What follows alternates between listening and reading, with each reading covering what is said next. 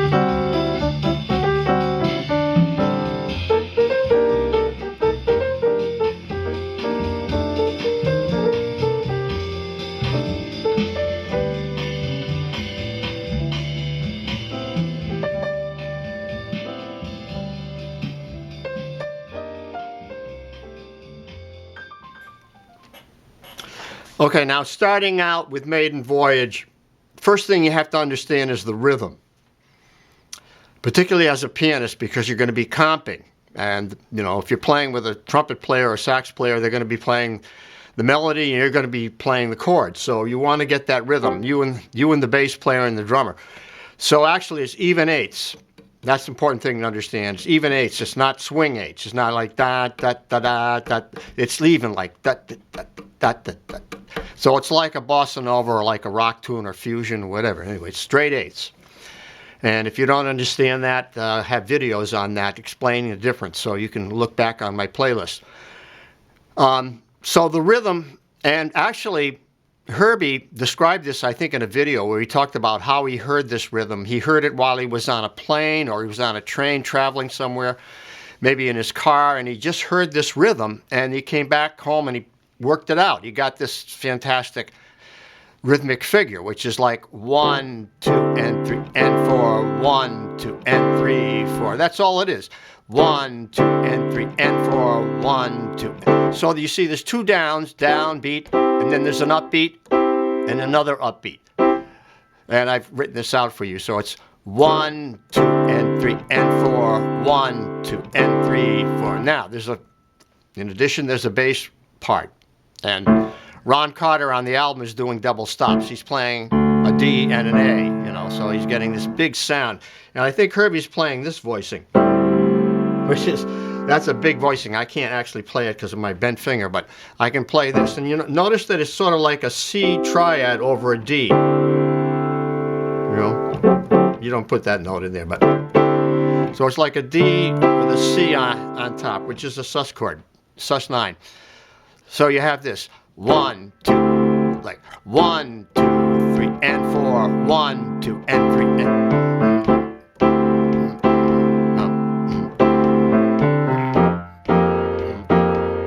goes up to F. All right, so it goes from D up a minor third to F9 sus in the same rhythm. So, you know, so that's the rhythm that you want to learn. You want to, because it goes throughout the whole song. That rhythm, 1, 2, 3, and 4, 1, 2, and 3.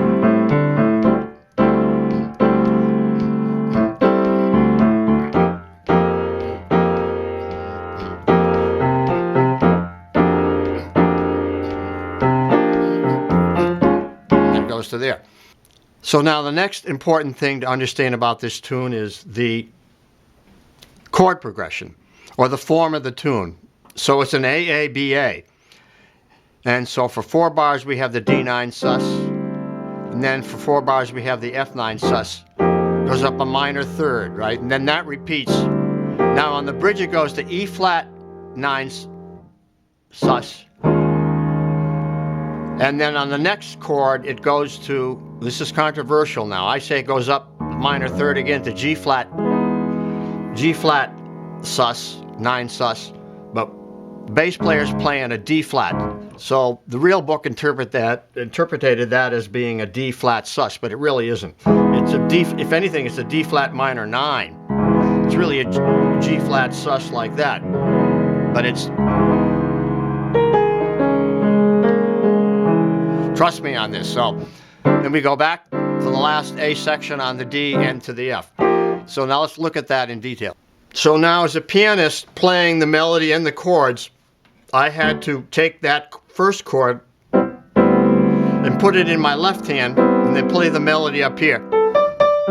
You know.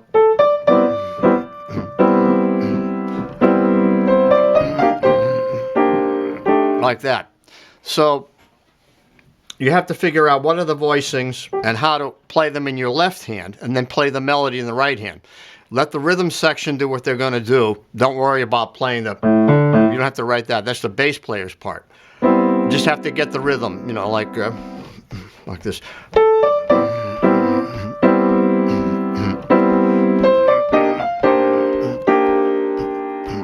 Now, see, I can do that, or I can do this. I can do this, or I can do this, or this. I can do this. Now what am I doing? I'm just playing the root there and then the major 7th. Yeah, that's something I can do that changes the sound of the chord in the left hand, makes it more interesting harmonically. And then you can play off of that if you're improvising. Or like,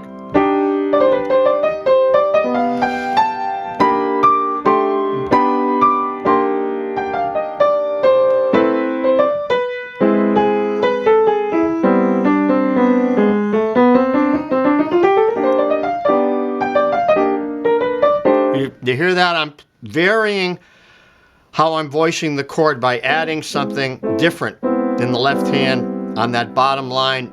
What it is, I mean, if you want to analyze it, it's the, I'm playing that with the 1 there, and then with a major 7, and then with a dominant 7. So I can play off of those when I'm improvising in the right hand.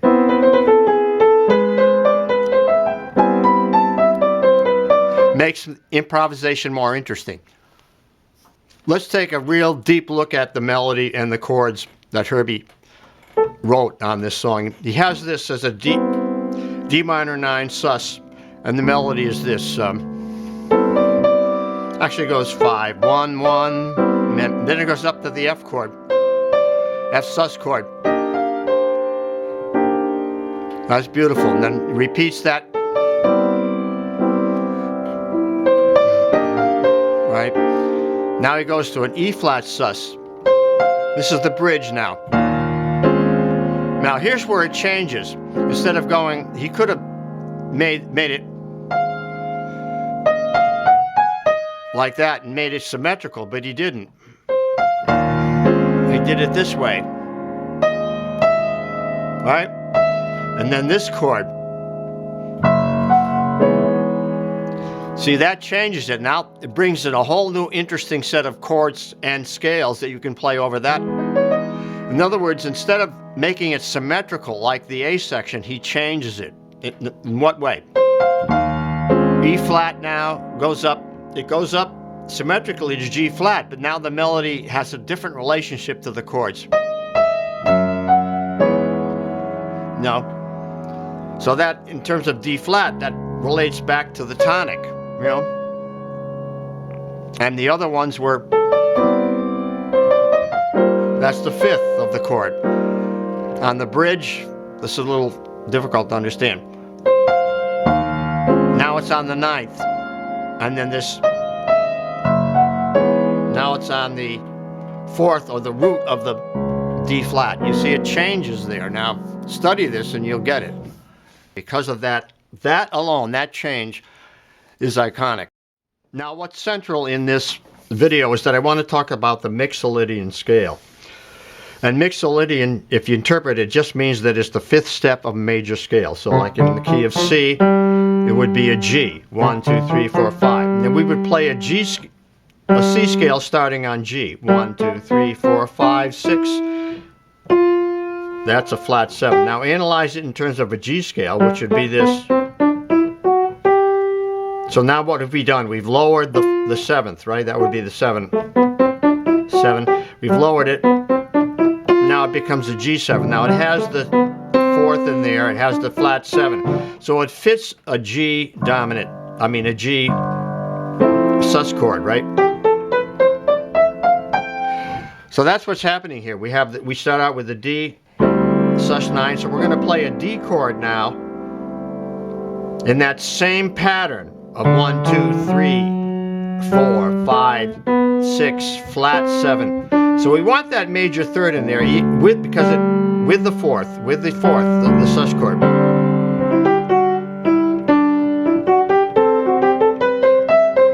We have to have that flat 7 in there.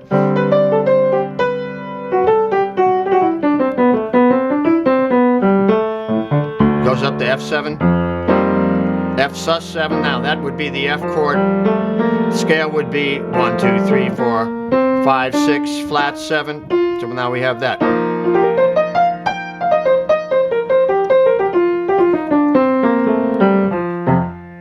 You see, so they're Mixolydian scales throughout this song. Just the 5 that has the major third and the 4th, and it has the flat 7. Okay, now on E flat, you would have an E flat scale with a flat 7. Flat 7. And on the G flat, same thing.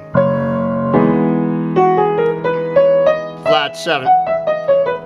It could be voiced like that, and that is first inversion rootless. And so you can put a D flat in on the bottom, and you have. So now you have a lot of interesting things to play on. There's a lot of freedom in this song. There's a lot of things you can play on in terms of the scales. You can alter them in a variety of ways. You know, you could play, go chromatically.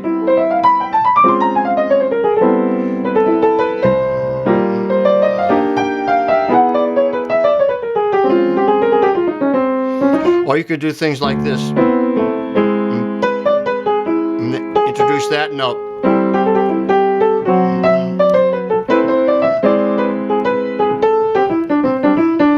Right, and then this.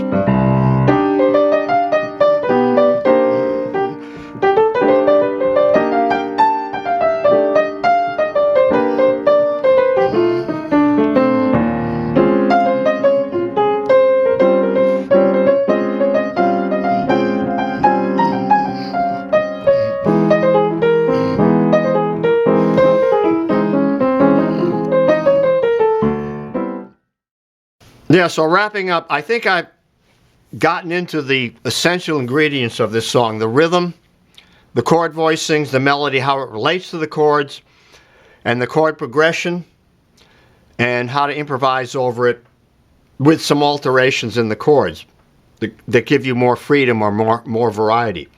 So I think this is a great song for you as a beginner level jazz student, or also intermediate and even advanced people. You may not have explored this in the same way, and I hope you will. It's such a great iconic song. I hope you will enjoy learning this and following this video and learning some things from it. Please write to me. I want to give you a quick look into my book, my jazz piano book, Methods and Songbook. It's for professional playing. I have 2 volumes here. It's in a 3-ring binder. Makes it very practical. You see the 3 rings now. It lies flat on the music stand. You can take pages out for photocopying. And here in volume 2, chapter 23, basic jazz improvisation, the major modes, application of the major modes, and so on.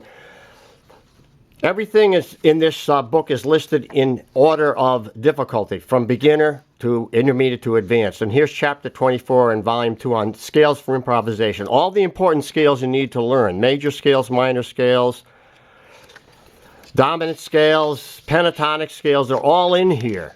You know, all the important ones, and how to use them, how to apply them. And here is reharmonization and substitution chords and so on. So you're going to learn a lot from the book as well as from my video. So you want to have both. You want to have my videos and my book to have the complete resource for my teaching. Signing off from the Jazz Ranch. Thanks so much for joining me on this video. I hope you enjoyed it. Please write to me. I love to hear from you.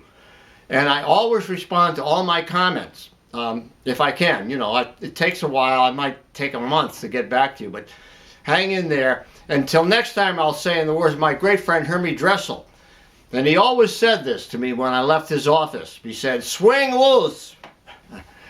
And we'll see you next time around. Bye-bye.